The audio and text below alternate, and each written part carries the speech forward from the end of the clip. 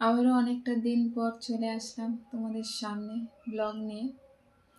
অনেকটা দিন আসা হয়নি, আসলে এখানে ওখানে যাওয়া আসা হচ্ছিল, ঠিকঠাক মতো ক্যামেরা অন করছিলাম না, ব্লগ দিতে পারছিলাম না। আর তারপরও একটা মানসিক চাপের মধ্যে আছি। শুধু চাপ নিয়ে থাকলে হবে না, ব্লগ তো দিতে হবে, তাই চলে আসলাম তোমাদের সামনে। তো এখন প্রায় 9টা বেজে গেছে, 9টার একটু বেশি হয়েছে।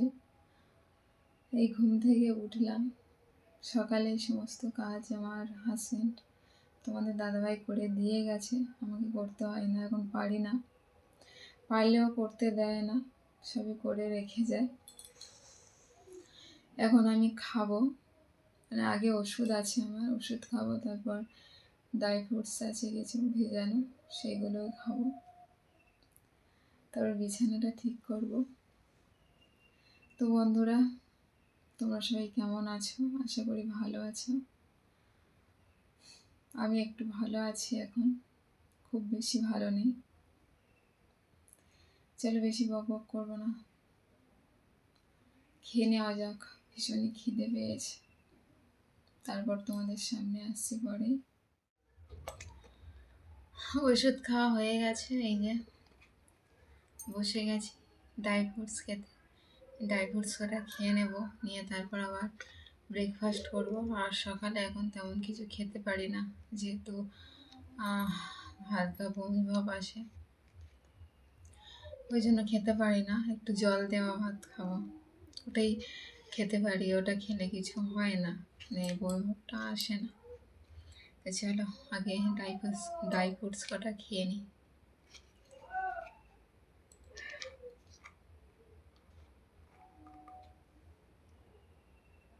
এক একজনা এক এক রকমই। কথাটা হঠাৎ কেন বলছি তার কারণ হলো, আমি দেখেছি অনেকেই এই ড্রাই ফ্রুটস যেটা আমি খাচ্ছি এটা ভালোই খেতে পারে, বিশেষ করে যারা ডায়েট করে, ডায়েট ছাড়াও অনেকেই খায় আমি দেখেছি। কিন্তু আমার ক্ষেত্রে ঠিক সম্পূর্ণ আলাদা। আমার যে কতটা কষ্ট লাগে, মানে কীভাবে বলে বোঝাবো, ভীষণই কষ্ট লাগে এই ড্রাই ফ্রুটসটা খেতে। কিন্তু এটার মধ্যে যে কিশমিশটা আছে সেটাতে প্রবলেম হয় না, কিন্তু বাকিটা ভীষণ কষ্ট লাগে।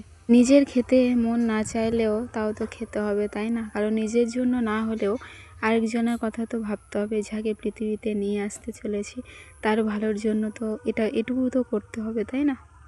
সো ড্রাই ফ্রুটস খেয়ে চলে আসলাম। এই যে বিছানাটা একটু অগোছালো হয়েছিল, গুছিয়ে নেব। আগের মতো আর অতটা অগোছালো হয়ে থাকে না, যেটা ঠান্ডাতে বা শীতকালে হয়ে থাকতো ওরকমই আর হয়ে থাকে না।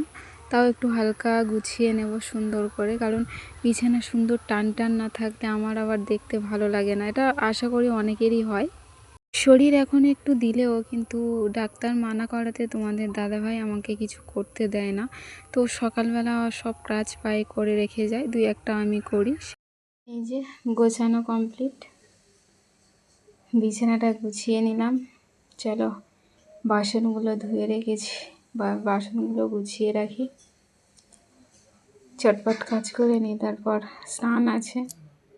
ভোর 4টের সময় উঠে রুম ঝাড়ু দেওয়া, রুম মোছা, বাসন ধোয়া, তারপর স্নানের জল, রান্নার জল সমস্ত কিছুই প্রায় করে রেখে যায় তোমাদের দাদাভাই। বাকি যেটুকু থাকে সেটুকু আমি করি, কারণ সবটা তো আর করে রেখে যাওয়া সম্ভব না, কাজ তো করতে হবে। কিছুদিন আগে পর্যন্ত একদম শরীরই দিত না, এখন তাও পারি দুই একটা কাজ করতে।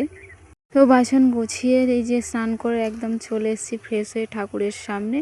এখন বসে গেছি গীতা পাঠ করতে, কারণ স্নানের পর এটা রোজকার আমার নিয়ম হয়ে গেছে গীতা পাঠ করা, তাই গীতা পাঠ করতে বসে গেছি।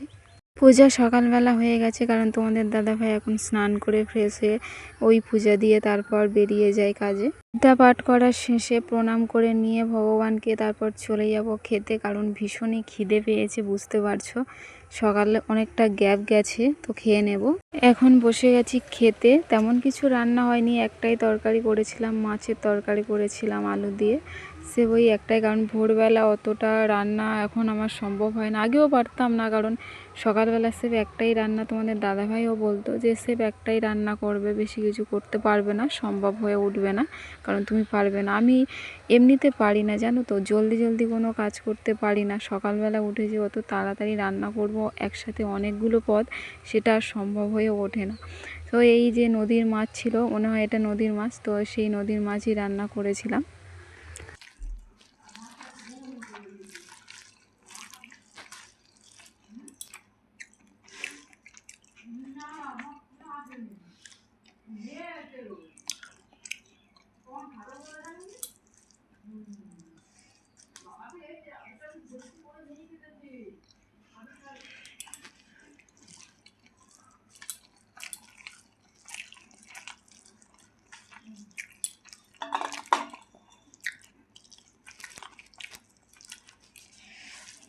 দুপুরবেলা খাওয়ার পর ঘুমিয়ে গেছিলাম, এখন কেন জানি না একটু ঘুমটাও হচ্ছে। কিছুদিন আগে পর্যন্ত ঘুমাতে পারতাম না জানো তো, কারণ রাতেও ঘুম কম হতো আর দুপুরে তো একটু ঘুমাতেও পারতাম না, কি হতো জানি না, কিন্তু এখন সেটা আর নেই, এখন ঘুমাতে পারি। তো এই যে বিকাল হয়ে গেছে, চলে এসেছি সবজি কাটতে, রান্না করব, তাই সবজি কেটে নিচ্ছি। তবে এখনই রান্নাটা বসাবো না, সবজিটা কেটে রাখবো, কিছুক্ষণ পর রান্নাটা করব। রান্নাটা হয়তো তোমাদের সাথে আর শেয়ার করতে পারবো না, বেশি কিছু রান্না করব না। এই যে ডিম ভাজা করব একটা, আর বেসন দিয়ে বড়া বানিয়ে, মানে পেঁয়াজ ফেঁয়াজ লঙ্কা এসব দিয়ে বড়া বানিয়ে, তো ওই দিয়ে আলু দিয়ে একটা তরকারি করব। আসলে কি বলো তো, সবজি নেই, তো তোমাদের দাদাভাই আজকে রাত্রে সবজি নিয়ে আসবে জানিয়েছি। তো ভাবলাম কি রান্না করি, ভাবছিলাম, ভাবতে ভাবতে পারলাম এটাই রান্না করে ফেলি। তো ওই জন্য সবজি কাটতে চলে এসেছি, তাড়াতাড়ি সবজি কেটে নেব, নিয়ে রেখে দেব, আবার কিছুক্ষণ পর রান্না করে নিতে হবে। এখন না বিকালে করে ভীষণ ভালো লাগে, বিশেষ করে আমাদের এখানে দেখছি বিকাল হওয়ার সাথে সাথে চারিদিক মেঘ আর সাথে ঠান্ডা হাওয়া, মানে প্রায় ঝড়ের মতো হাওয়া বইতে থাকে।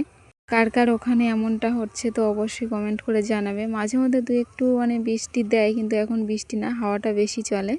তোমাদের সাথে বকবক করতে করতে এই যে আমার রান্না কমপ্লিট হয়ে গেছে। রান্নাটা আর শেয়ার করতে পারিনি, তোমাদেরকে বলেছিলাম না, তো তাই শেয়ার করতে পারিনি। তারপর ভাত করেছি দেখতে পাচ্ছ, আর ডিম ভাজা করে নিয়েছি। ডিম ভাজাটা তোমাদের দাদাভাইয়ের জন্য, তোমাদের দাদাভাই আবার না ডিম ভাজা পছন্দ করে সিদ্ধর থেকে, তো ওই জন্য ডিমটা ভেজে নিয়েছি। আর এই যে যে তরকারি বানাবো বলেছিলাম, সেই তরকারি ওই যে বেসনের বড়া দিয়ে আলু দিয়ে তো তরকারি করেছি। একদম সিম্পল রান্না করেছি, আজ বেশি কিছু করিনি।